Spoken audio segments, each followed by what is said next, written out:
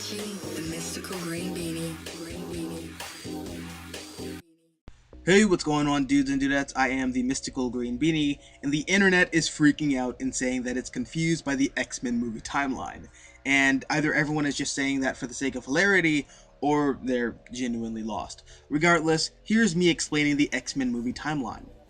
Okay, so here's the original timeline. The prologue sequence of X-Men Origins Wolverine happens, with the exception of the Vietnam War conflict. Then we get the events of X-Men First Class, and later on, Logan and Sabretooth enter the Vietnam War, and everything else after the opening sequence of X-Men Origins Wolverine occurs, because a majority of this film takes place in the mid-70s to the early 80s of the original X-Men movie timeline. Then, years later, the events of X-Men 1 and 2 occur, and this marks the publicizing of mutants, because before now, as far as the general public was concerned, mutants were only really a theory, with there being a few cases here and there of people with powers doing extraordinary things, but there was no concrete link between them all. But between Magneto's attack in New York and Nightcrawler attacking the president, mutants were officially outed to the public. Right after this, the events of X-Men The Last Stand play out, where the battle between humans and mutants finally happens. Then a few years later, the events of the Wolverine take place. Now, I don't know the official year that this is set, but I'm assuming it takes place in real time, which means that this takes place in the year 2013, 6 years after the events of X-Men The Last Stand. Then over the course of 10 years, the Sentinel program is jump-started and the Sentinels begin killing mutants, as well as humans who could potentially have mutant children. Then we get to the year 2023, when X-Men Days of Futures Past takes place, and this is when Kitty Pryde sends Wolverine back in time to the year 1973. Okay, are you with me so far? Because this is where the heart of the confusion lies.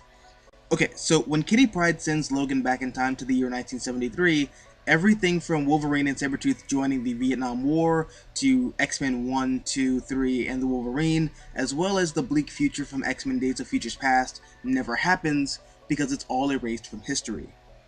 So now, in this new timeline, mutants were exposed to the world 30 years earlier than they were in the original timeline, and the Sentinel program is jump-started 40 years earlier than it was in the original timeline, all due to Mystique, Magneto, and Beast having an altercation during the peace treaty in Paris. However, after Magneto's attack on the White House and Mystique saving the president, the Sentinel program is shut down, but in the mayhem, Wolverine is somehow captured by William Stryker. A decade after Magneto's attack in Washington, D.C., the events of X-Men Apocalypse takes place, and in it, mutants are a worldwide phenomena, unlike the previous timeline. Also, in this film, Logan is set free by Scott, Jean, and Kurt after they infiltrate the Weapons Plus facility. Later, they save the world from Apocalypse, and the X-Men project is revived by Charles Xavier. 33 years later, the events of Deadpool play out in the year 2016, and 7 years after this, the Wolverine from the original timeline wakes up in the alternate universe that he created in the alternate 2023, and this is where the epilogue of X-Men Days of Futures Past takes place. And sometime after the epilogue of X-Men Days of Futures Past happens, the events of Logan play out, because Logan takes place in the alternate timeline. And that's it. That is the unofficial, official timeline of the X-Men films. And to answer your first question, no, I don't have a life. Anyways, was that good? Are you still confused? If you are, let me know down below in the comment section so we can, talk about it down there. Also, if you like this video, hit the like button, share, support the channel, and if you want to see more content like this, all you have to do is subscribe. I am the Mystical Green Beanie. Thank you for watching, and as always, until next time, adios nachos.